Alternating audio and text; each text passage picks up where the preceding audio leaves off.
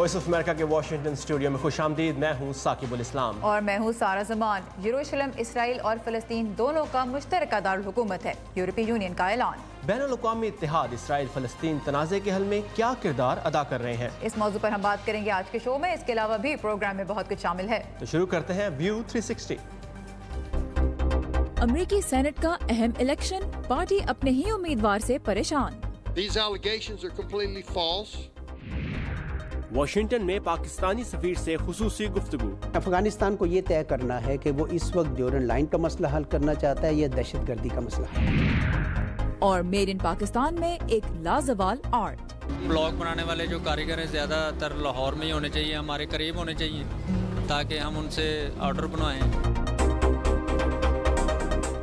यरूशलेम को इसराइल का दारुल हुकूमत तस्लीम करने के अमरीकी फैसले के बाद अब इसराइल के वज़ीर-ए-आज़म बेंजामिन नेतन्याहू ने यूरोपीय यूनियन के दौरे में इस तवक्को का इजहार किया है कि दीगर ममालिक इस फैसले की पैरवी करते हुए खित्ते में अमन की नई अमरीकी कोशिशों की हमायत करेंगे। दूसरी जानिब यूरोपीय यूनियन के अमूर खारजा के निगरान फेडरिका मोगेरिनी ने दो रियासती हल पर जोर दिया है और कहा है कि यरूशलेम का तारीखी शहर इसराइल और मुस्तकबिल की फ़लस्तीनी रियासत दोनों का मुश्तरका दारुल हुकूमत होना चाहिए।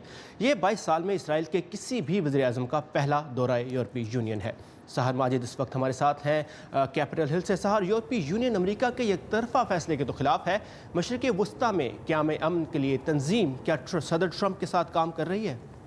साकिब, यूरोपियन यूनियन फ़लस्तीनी इलाकों को सबसे ज़्यादा इमदाद फराहम करने वाली तंजीम है, लेकिन यूरोपियन यूनियन के अहदेदारों का कहना है कि वो मशरिक़ वस्ता में अमन कायम करने के लिए किसी नए अमरीकी मंसूबे से वाकिफ़ नहीं है, जिसकी तरफ इसराइल के वज़ीर-ए-आज़म ने इशारा किया है।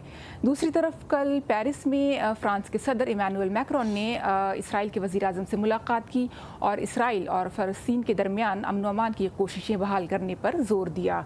मज़ीद तफसीलात के लिए चलते हैं इस रिपोर्ट की तरफ।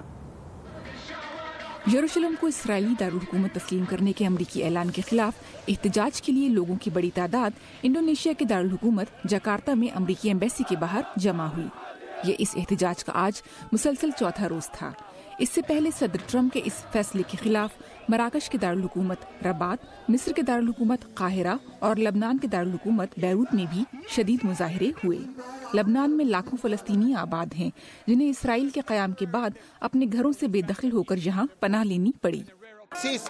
यरूशलेम एक इस्लामी और अरब शहर है और ट्रंप का ये फैसला दुरुस्त नहीं और बैनुल-अक़वामी क़वानीन और अक़वाम मुत्तहिदा की करारदाद 181 के खिलाफ है। इतवार के रोज पेरिस के दौरे के दौरान इसराइल के वज़ीर-ए-आज़म बेंजामिन नेतन्याहू ने कहा कि यरूशलेम हमेशा से ही इसराइल का दारुल हुकूमत था। पेरिस फ्रांस का दारुल हुकूमत है और यरूशलेम इसराइल का दारुल हुकूमत है और पिछले 3000 सालों से है और पिछले 70 सालों से ये यहूदी रियासत का दारुल हुकूमत है। इमानुएल मैक्रोन और दूसरे यूरोपियन लीडर्स ने सदर ट्रंप के इस फैसले की मजम्मत की है और कहा कि यरूशलेम इसराइल और फ़लस्तीन के मामले में एक अहम जुज़्व है, जिसका फैसला फ़लस्तीनियों और इसराइलियों के माबैन मुज़ाकरात से किया जाना है। फ्रांसीसी सदर ने यह भी कहा कि फ्रांस वस्त एशिया में अमन कायम करने के लिए दो रियासती हल का हामी है और इस हल के मुताबिक मशरिक़ी यरूशलेम मुस्तक़बिल की फ़लस्तीनी रियासत का दारुल हुकूमत होगा। फ्रांस चाहता है कि दोनों ममालिक अमन से रहें और इसलिए मैंने बेंजामिन नेतन्याहू को ये बात वाज़ेह कर दी है कि मैं सदर ट्रंप के इस फैसले से मुत्तफिक नहीं जो बैनुल-अक़वामी क़वानीन के खिलाफ है। इमानुएल मैक्रोन ने बेंजामिन नेतन्याहू को फ़लस्तीनियों के साथ अमन कायम करने की कोशिशों पर जोर दिया है। मैं समझता हूँ कि अमन कायम रखने के लिए इस वक्त फ़लस्तीनी हुक्मरानों का इत्मीनान कायम रखना जरूरी है और इसी बात के लिए मैंने बेंजामिन नेतन्याहू को जोर दिया है। पिछले कुछ सालों से इसराइली हुकूमत फ़लस्तीन की हुदूद में, जिसमें मशरिक़ी यरूशलेम भी शामिल है, यहूदी आबादियाँ बसा रही है, जो बैनुल-अक़वामी क़वानीन के खिलाफ है। बेंजामिन नेतन्याहू का कहना है कि इसराइली हुकूमत फ़लस्तीन के साथ अमन के लिए मुज़ाकरात करने को तैयार है, लेकिन उनकी पेशकश को मुस्तरद कर दिया गया है। और अक़वाम मुत्तहिदा की अमरीकी सफ़ीर निकी हेली और इसराइल के वज़ीर-ए-आज़म का कहना है कि यरूशलेम को इसराइल का दारुल हुकूमत तस्लीम करने का ये अमरीकी फ़ैसला मशरिक़ वस्ता में अमन कायम करने के लिए बहुत ज़रूरी है। जी साकिब। सहर माजिद हमारे साथ थे कैपिटल हिल से। थैंक यू सहर फॉर द अपडेट्स। यरूशलेम के मामले पर गौर करने के लिए ऑर्गेनाइजेशन ऑफ इस्लामिक कोऑपरेशन या OIC का इजलास तुर्की की सदारत में बुध के रोज़ हो रहा है, जबकि अरब लीग ने इस मामले पर गुज़िश्ता रोज़ अपने इजलास में सदर ट्रंप के फैसले को ख़तरनाक करार दिया। मुख्तलिफ बैनुल-अक़वामी इत्तेहाद इसराइल फ़लस्तीन तनाज़े के हल में क्या किरदार अदा कर रहे हैं, इस बारे में हम बात करेंगे साबिक़ अमरीकी सफारतकार एम्बेसडर जेरल्ड फायरस्टीन से, जो पाकिस्तान समेत यरूशलेम, सऊदी अरब और लबनान में भी सफारती खिदमात सर अंजाम दे चुके हैं। Ambassador फायरस्टीन, as always welcome to view 360. We saw that the European Union, OIC and Arab League, they have all reacted to the news that came from America about Jerusalem, but none of them has been able to deliver much on the peace front since they themselves were formed. Why? It's a pleasure to be with you this morning, Sahar. And the short answer to the question is that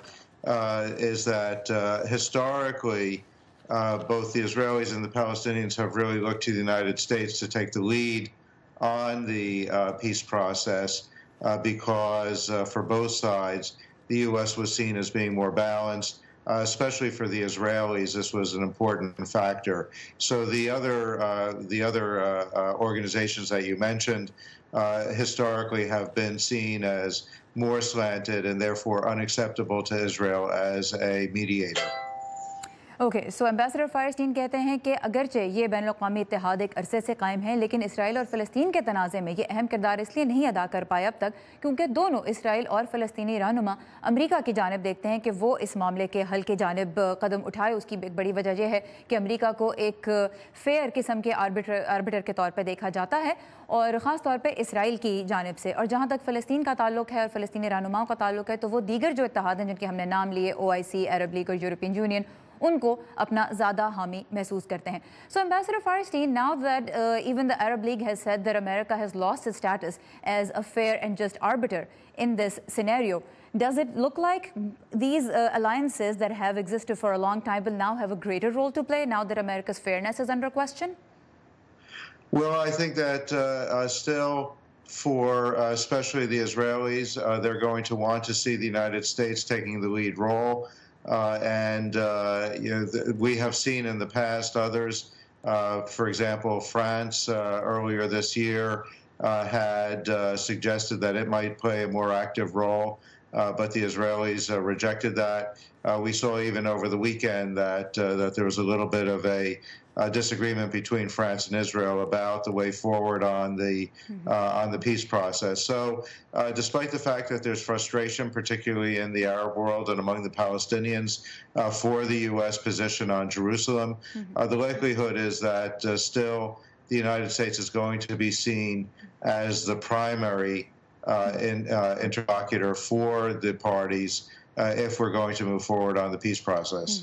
सो अगरचे अरब league ने तो ये कहा कि America ने एक गैर जानिबदार party के तौर पे अपना जो किरदार है वो खो दिया है यरूशलेम के मुतालिक अपने फैसले के बाद, लेकिन इसके बावजूद अमेरिका का किरदार कम नहीं होगा इस मामले से। और उसकी एक मिसाल एम्बेसडर फायरस्टीन ने ये दी कि फ्रांस ने इस बात का इजहार किया कि वो ज़्यादा किरदार अदा करना चाहता है, लेकिन इसराइल ने उसकी इन कोशिशों को रद्द कर दिया है। और जो सदर मैक्रोन से उनकी मुलाकात हुई उसमें भी हमने यही देखा कि दोनों साइड्स अपनी अपनी पोजीशन पे ही बरकरार हैं।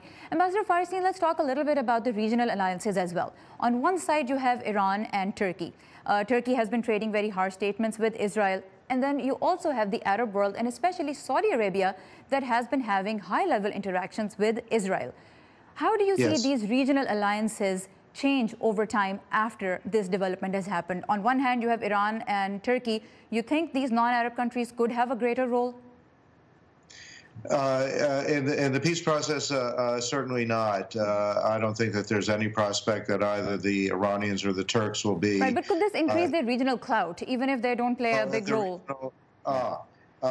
In terms of the regional clout, to a certain extent, the Jerusalem move puts the Saudis and their coalition, UAE, into a more difficult position. We saw over the last few days that both Riyadh and Abu Dhabi expressed disagreement with the administration's decision to recognize Jerusalem as the capital of Israel. And that is primarily because they are concerned about how they will be perceived if they don't take a strong position. Right. So I think that they're going to do what they can to protect their positions, make sure that they're not opening themselves to attack. And briefly, I want to just know this, that could this affect the high-level interaction that we have seen between Saudi Arabia and Israel? Could this bring this relationship out in the spotlight? Well, it's already been in the spotlight. In fact, the Israelis and the Saudis have both acknowledged that they have quiet conversations. Right. I don't think it's going to go beyond that for the time being. But certainly their shared concern about Iranian behavior is going to bring them closer together. So جہاں تک اسرائیل اور سعودی عرب کے درمیان تعلقات کی بات ہے تو ہائی لیول ٹاکس تو دونوں کے درمیان ایک انٹریکشن جو ہے پچھلے سال 1.5 سال سے کافی ہو رہا ہے، اس کے بارے میں بات چیت بھی ہو رہی ہے، اور دونوں کو ایک مرتبہ پھر ایران کا جو بڑھتا اثر و رسوخ ہے اس معاملے پر بھی وہ زیادہ ایک دوسرے کے قریب لا سکتا ہے۔ جہاں تک ترکی اور ایران کی بات ہے تو دونوں کا ریجن میں اثر و رسوخ ضرور بڑھ سکتا ہے، لیکن ایمبیسڈر فائرسٹین قیام امن کی کوششوں میں ان دو ملکوں کا کوئی بہت اہم کردار نہیں دیکھتے۔ Ambassador Feierstein as always thank you very much for your time and your insight. Pleasure. سارا اب کچھ بات ہو جائے پاک امریکہ تعلقات کی، جہاں تناؤ کے باوجود اعلیٰ سطحی رابطے جاری ہیں، لیکن ہر اہم ملاقات کے بعد جاری ہونے والے اعلامیوں میں کچھ باتیں بار بار دہرائی جاتی ہیں۔ امریکی عہدیدار پاکستان پر زور دیتے ہیں کہ دہشت گردوں کے محفوظ ٹھکانے ختم کیے جائیں، اور پاکستانی عہدیدار ملک میں ایسی پناہ گاہوں کی غیر موجودگی کا دعویٰ دہراتے ہیں۔ بالکل، تو کیا واشنگٹن کو اس معاملے میں اسلام آباد پر اعتبار نہیں؟ یہی سوال میں نے رکھا واشنگٹن میں پاکستان کے سفیر اعزاز احمد چودھری کے سامنے۔ دیکھیں، ہمیں سیف ہیونز کو ڈیفائن کرنا پڑے گا۔ سیف ہیونز کیا ہوتا ہے؟ سیف ہیونز کا مطلب یہ ہے کہ کوئی ایک جگہ ہے جہاں آرگنائز پریزنس ہے، وہاں لوگ تربیت حاصل کر رہے ہیں، لوگ آ جا رہے ہیں، وہاں ان کو ساری چیز سہولیات میسر ہیں، وہاں سے وہ اپنے آپریشنز پلان کر رہے ہیں۔ وہ پاکستان میں تو اب ایسی کوئی جگہ نہیں ہے۔ ہاں، البتہ افغانستان میں ہمیں نظر آ رہی ہے، مشرقی افغانستان میں اتنی پناہ گاہیں بن گئی ہیں، پچھلے 128 جو پاکستان کے اندر دہشت گردی کے واقعات ہوئے ہیں ان میں سے 125 ان پناہ گاہوں سے آئی ہیں۔ ہم پناہ گاہیں ادھر ڈھونڈ رہے ہیں، پناہ گاہیں ادھر بنی ہوئی ہیں۔ پاکستان تو کہتا ہے کہ کوئی سیف ہیونز نہیں ہے اور ہمیں ایکشنیبل انٹیلیجنس بھی دیں، دوسری سائڈ پھر بھی آپ کو آ کے بار بار ایک ہی جملہ کہتی ہے۔ اگر آپ کو کے پاس ایک خبر ہے، ہمارے پاس دوسری خبر ہے، تو اس کا حل یہ ہے کہ دونوں ملکوں کی انٹیلیجنس ایجنسیز، دونوں ملکوں کی ملٹریز آپس میں تعاون کریں، بات چیت کریں، مزید اپنے رابطے بڑھائیں، تاکہ یہ جو گیپ نظر آ رہا ہے آپ کے اس میں اور ہمارے اس میں، اس کو ختم کیا جا سکے۔ دوسری بات، افغانستان میں 43% علاقہ امریکہ کے سگار رپورٹ کے اپنے مطابق اس وقت افغانستان کی حکومت کے زیر تسلط نہیں ہے۔ جب اتنا بڑا علاقہ طالبان اور حقانیز کو اویلیبل ہے تو وہ ان کو پاکستان میں، جہاں پہ ان کو ہر روز ہر دم ان کا دائرہ تنگ کیا جا رہا ہے، ان کو کیا رہنے کی ضرورت ہے؟ وہ وہاں جا کے کیوں کارروائی نہ کریں؟ یہ بات واشنگٹن کو کیوں نہیں سمجھ آ رہی؟ یہ آپ دیکھیں گے کہ انشاءاللہ یہ بات سمجھ آ جائے گی، اور اس میں ایک بہت بڑا نقطہ جس کے اوپر ہم ان کے ساتھ کوشش کر رہے ہیں کہ وہ سمجھیں، وہ یہ ہے کہ بارڈر کو بہتر کیا جائے۔ آپ کو یہی شکایت ہے کہ پاکستان سے کچھ لوگ جاتے ہیں افغانستان میں اور غلط حرکتیں کرتے ہیں، دہشت گردی کرتے ہیں۔ ہمیں شکایت ہے کہ افغانستان سے مسلسل برے لوگ ادھر آ رہے ہیں اور آ کے یہ حرکتیں کرتے ہیں۔ تو کیا حل ہے؟ ہم دونوں کو چاہیے کہ ان دونوں کے درمیان جو بارڈر ہے اس کو بہتر طور پر مینج کریں۔ لیکن جو بارڈر پہ جو فینسنگ کی جا رہی ہے اس پہ بھی افغانستان کو سخت اعتراض ہے، کیونکہ وہ ڈیورنڈ لائن کو ریکگنائز نہیں کرتا۔ دیکھیں، افغانستان کو یہ طے کرنا ہے کہ وہ اس وقت ڈیورنڈ لائن کا مسئلہ حل کرنا چاہتا ہے یا دہشت گردی کا مسئلہ حل کرنا چاہتا ہے۔ پریزیڈنٹ ٹرمپ نے کہا کہ سخت اقدامات اٹھائیں گے ہم پاکستان کے خلاف۔ پھر CIA کے ڈائریکٹر نے بھی کہا کہ اگر پاکستان نہیں ٹیررسٹ کی سیف ہیونز کے پیچھے جاتا تو ہم جائیں گے، جس سے اشارہ یہ ملتا ہے کہ یا تو ڈرون پروگرام ایکسپینڈ کیا جائے گا۔ ایک بات جہاں پہ کی جاتی ہے کہ پاکستان کا نان نیٹو ایلائی کا سٹیٹس ہے وہ واپس لیا جا سکتا ہے۔ پاکستان کس حد تک تیار ہے اس طرح کے سخت اقدامات کے لیے؟ دیکھیں، اس سے پہلے بھی پچھلے 4 مہینے سے میڈیا اس طرح کی اسپیکولیشن کرتا رہا تھا۔ افواہ سازی ہے، کوئی ایسی اس میں حقیقت نہیں ہے۔ پاکستان اور امریکہ مل کر کام کر رہے ہیں اور کریں گے۔ تو جب CIA کے ڈائریکٹر مائک پومپیو کہتے ہیں کہ we'll do it ourselves، آپ اسے کیا مطلب اخذ کرتے ہیں؟ اس کا مطلب یہ ہے کہ وہ افغانستان میں جو بھی ان کے سیف ہیونز ان کو نظر آ رہے ہیں، یہ جو بھی وہ کرنا چاہتے ہیں وہ ضرور کریں۔ جہاں تک پاکستان کا تعلق ہے، پاکستان کے اندر جو کچھ بھی ہوگا پاکستان کی اپنی ہماری جو سیکیورٹی فورسز کریں گی، ہماری لیڈرشپ کرے گی، ہم لوگ خود کریں گے، اور ہم نے کر کے دکھایا ہے۔ ایمبیسڈر چودھری، ہمارے لیے وقت نکالنے کا بہت شکریہ۔ بہت شکریہ جی۔ پاکستان کی وزارت داخلہ کے مطابق رواں سال اب تک تقریباً 18,500 پاکستانی مختلف ممالک سے واپس پاکستان بھیجے گئے ہیں۔ اس خبر کی تفصیلات اور پاکستان سمیت دنیا بھر سے اہم اور تازہ ترین خبروں کی تفصیلات، خصوصی انٹرویوز اور ویڈیوز کے لیے آئیے ہماری ویب سائٹ urduvoa.com پر۔ اور سارا کل یعنی 12 دسمبر کو امریکہ میں ایک بہت ہی اہم الیکشن ہونے جا رہا ہے جس پر پورے ملک کی نظریں ٹکی ہیں. کل ریاست الاباما امریکی سینٹ کے لیے اپنا رکن منتخب کرے گی. بالکل. ریپبلکن پارٹی کے لیے انتخاب 2 وجوہات کی بنا پہ اہم ہے. ایک تو یہ کیونکہ امیدوار رائے مور کی جیت سینٹ میں پارٹی کی صرف 2 سیٹوں سے اکثریت برقرار رکھے گی. لیکن مور کے خلاف کئی خواتین سیکشل ہراسمنٹ کے الزامات سامنے لے کر آئی ہیں. ایسے الزامات کے نتیجے میں ایک سینیٹر اور 2 اراکین کانگریس سمیت کئی مرد پہلے ہی اپنے عہدوں سے دستبردار ہو چکے ہیں. اس لیے ان کا سامنا کرنے والا امیدوار پارٹی کی ترجیحات اور اس کے امیج پر ایک سوالیہ نشان بن گیا ہے. مزید تفصیلات اس رپورٹ میں. ریاست الاباما سے سینٹ کی نشست کے لیے ریپبلکن رائے مور کا مقابلہ ہے ڈیموکریٹ ڈگ جونز سے. مور کے جیتنے سے سینٹ پر ریپبلکنز کی گرفت مضبوط رہے گی، لیکن جونز کی جیت ڈیموکریٹس کے لیے بہت بڑی کامیابی ہوگی. الاباما ایک انتہائی قدامت پسند ریاست ہے جہاں ریپبلکن سالہ سال سے جیت رہے ہیں اور رائے مور کو بھی ایک واضح انتخاب کے طور پر دیکھا جا رہا ہے، باوجود اس کے کہ ان پر متعدد خواتین غیر مناسب جنسی رویے کے الزامات عائد کر چکی ہیں. ایک خاتون دعویٰ کرتی ہیں کہ 40 سال قبل جب وہ کام کے بعد گھر جا رہی تھی تو مور نے انہیں غیر مناسب انداز میں چھوا. اس وقت ان کی عمر 16 سال تھی. میں خوف زدہ تھی. وہ میری قمیض اتارنے کی کوشش کر رہا تھا. میرے خیال میں وہ مجھے ریپ کرنا چاہتا تھا. مور نے ان الزامات کو مسترد کیا ہے اور کہا ہے کہ اس کا مقصد ان کی مہم کو نقصان پہنچانا ہے. یہ الزامات مکمل طور پر جھوٹ پر مبنی ہے. میں ان میں سے کسی خاتون کو نہیں جانتا اور نہ ہی میں نے کسی کے ساتھ جنسی طور پر غیر مناسب رویہ اپنایا. خواتین کو جنسی طور پر ہراساں کرنے کے الزامات کے تحت ان دنوں کئی مردوں کے کیریئر پٹری سے اتر گئے ہیں. پھر بھی رائے مور کے حامیوں کا حوصلہ بلند ہے. یہ تمام الزامات جھوٹے ہیں، میں اسے جانتا ہوں.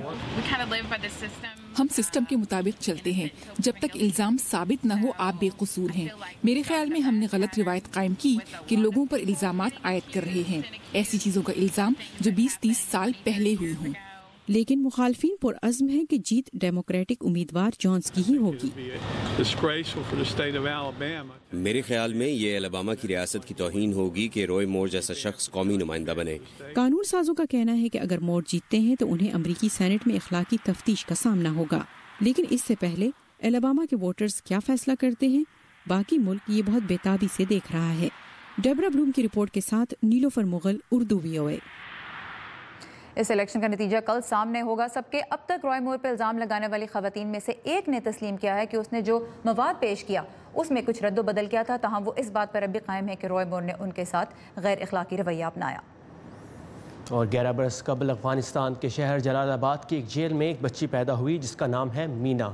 آج تک مینا نے باہر کی دنیا نہیں دیکھی. اس بچی کے کیا خواب ہیں، وہ زندگی سے کیا چاہتی ہے؟ وائس آف امریکہ کی افغان سروس کے نمائندہ ذبیح اللہ غازی نے اس سے ننگرہار جیل میں بات کی. رپورٹ پیش کر رہے ہیں ندیم یعقوب. میرے والد نے کچھ لوگوں کو قتل کیا تھا جس کی وجہ سے انہیں میری ماں، بھائی اور چچا کو قید میں ڈال دیا گیا. میرے والد اور بھائی جیل میں ہی فوت ہو گئے. میری ماں زندہ ہے. میں یہیں پیدا ہوئی اور یہیں پلی بڑی ہوں. مینا ابھی پیدا نہیں ہوئی تھی جب عدالت نے اس کے والد، والدہ اور دوسرے رشتہ داروں کو 27 افراد کے قتل کے جرم میں موت کی سزا سنائی. اس کے والد اور بھائی کو پھانسی دے دی گئی، مگر ان کی والدہ شیرین گلا حاملہ ہونے کی وجہ سے پھانسی سے بچ گئی. اب 11 سال بعد مینا کو تجسس ہے کہ جیل کی دیواروں کے دوسری طرف دنیا کیسی ہے.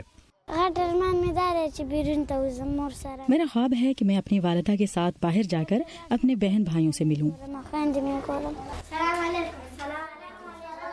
مینا جیل کے اندر پرائمری اسکول میں پڑھتی ہے. وہاں وہ قیدی ماؤں کے بچوں سے کھیلتی ہے.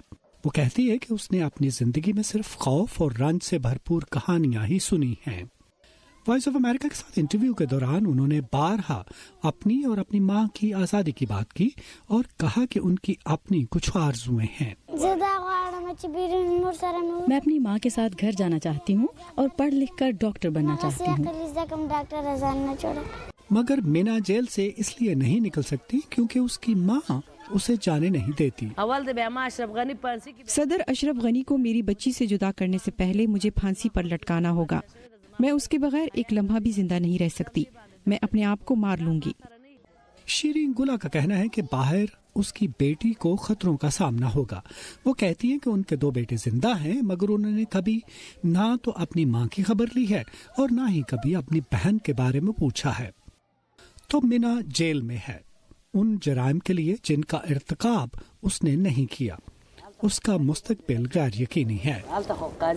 ذبیح اللہ قاضی کے ساتھ ندیم یعقوب، اردو VOA.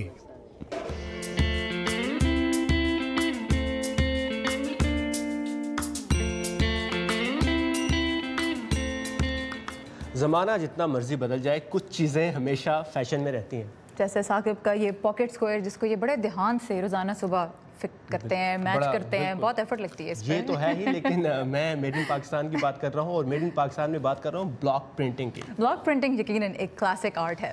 تو پھر آج کے میڈ ان پاکستان میں دیکھتے ہیں کہ لاہور میں بلاک پرنٹنگ کا کام ہوتا کیسے ہے.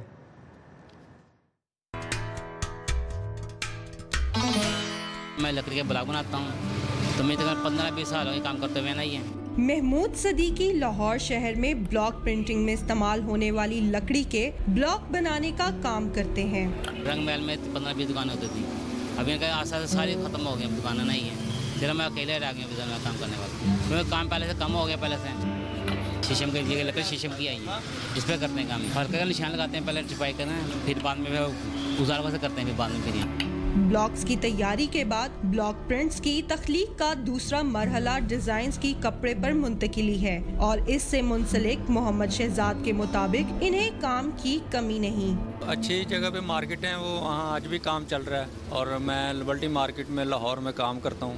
بلاک پرنٹنگ کرتے ہیں. اس کی لکڑی یہاں لاہور سے نہیں ملتی، یہ جھنگ سے تیار ہوتے ہیں اور جھنگ کے جو بلاک ہوتے ہیں وہ کافی عرصہ کافی سالوں سال چلتے رہتے ہیں. سادہ کپڑا آتا ہے اور اس پہ ہم اس کو پرنٹ کر کے اس کو اچھے رنگوں میں تیار کرتے ہیں.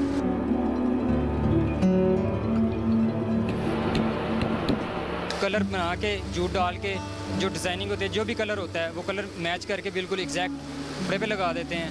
تو جیسے جتنا وہ بلاک کے اوپر کلر آتا ہے اتنا ہی جو ہے وہ کپڑے کے اوپر بھی جو ہے نا وہ کلر آ جاتا ہے. اور تخلیق کا یہ عمل نہ صرف بلاک پرنٹ سے سجی مصنوعات بلکہ گاہکوں کے بغیر نامکمل ہے. جیسے جیسے ٹرینڈز واپس آ رہے ہیں ٹریڈیشنل چیزوں کی طرف، اٹس نائس ٹو سی کہ بلاک پرنٹڈ چیزیں اویلیبل ہیں. کرتیوں میں یوز ہو سکتا ہے، ٹاپس میں یوز ہوتا ہے. باہر کے ڈیزائنرز تو اسے پراپرلی اپنے ڈریسز میں استعمال کر رہے ہیں. سو ہم جس کا ہمارا تو یہ ٹریڈیشن اگر ہم نہیں کریں گے تو کون کرے گا. کسی بھی دوسرے فن کی مانند بلاک پرنٹنگ کے زندہ رہنے کے لیے بھی صارفین میں اس کی مقبولیت برقرار رہنا ضروری ہے، لیکن ہنرمند کاریگروں کی کمی ایک چیلنج پیش کر رہی ہے. نئے ڈیزائن سال میں 2-3 دفعہ بنوانے پڑتے ہیں، کیونکہ نئے نئے ڈیزائن ہم لگائیں گے، ڈسپلے کریں گے تو وہ پھر کسٹمر ان کو دے کے دوبارہ اور نئی نئی چیزیں بنواتے ہیں. بلاک بنانے والے جو کاریگر ہیں زیادہ تر لاہور میں ہی ہونے چاہیے، ہمارے قریب ہونے چاہیے تاکہ ہم ان سے آرڈر بنوائیں اور ہمیں جلدی آرڈر ملے. بہرحال تمام چیلنجز کے باوجود رنگوں سے بھرپور نقش و نگار کا لکڑی کے بلاک سے کپڑے تک کا سفر جاری ہے. یہ تھا ہمارا آج کا ویو 360. شو میں شامل رپورٹس دوسروں سے شیئر کرنے کے لیے آئیے facebook.com/VOA Urdu کے پیج پر. ثاقب الاسلام اور سارا زمان کو اجازت دیجیے. Have a nice evening.